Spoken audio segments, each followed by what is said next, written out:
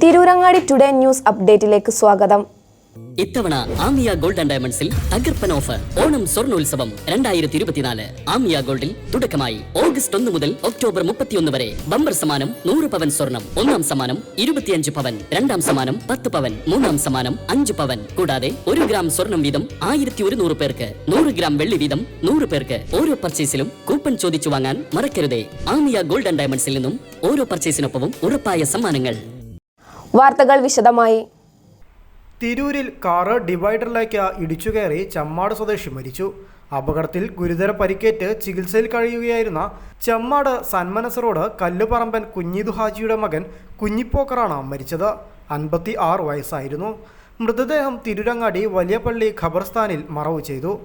വ്യാഴാഴ്ച രാത്രി 11 മണിക്കാണ് അപകടം നടന്നത്.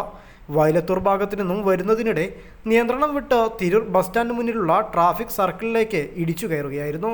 ഗുരുതരമായി പരിക്കേറ്റ് കോട്ടക്കൽ സ്വകാര്യ ആശുപത്രിയിൽ ചികിത്സയിലായിരുന്ന കുഞ്ഞിപ്പോക്കർ വെള്ളിയാഴ്ച പുലർച്ചെയാണ് മരണപ്പെട്ടത്. മൃതദേഹം തിരൂരങ്ങാടി വലിയപള്ളി ഖബർസ്ഥാനിൽ മറവു ചെയ്തു.